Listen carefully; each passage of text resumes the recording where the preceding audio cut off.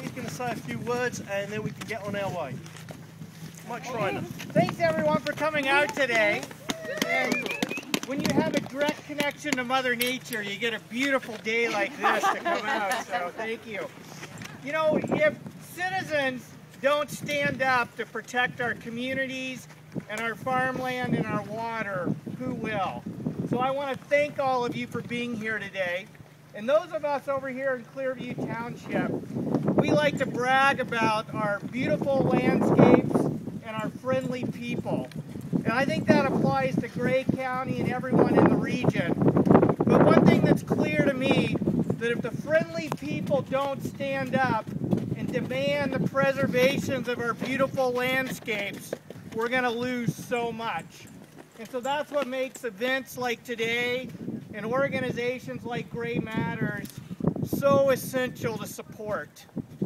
And, you know, it's because of citizens like all of us that progressive-minded aggregate companies are actually now working with environmental NGOs to develop sustainable aggregate standards.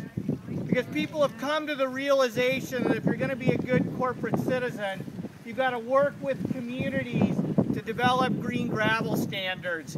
And so I want to applaud those aggregate companies and those environmental NGOs, and actually Walker's is one of them, working with the Aggregate Forum.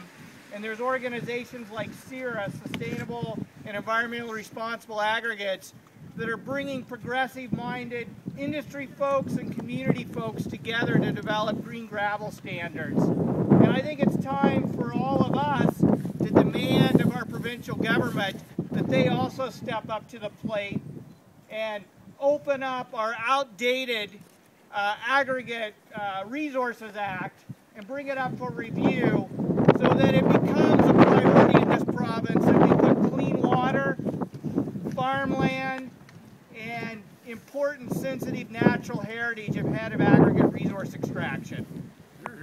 Yeah. Right.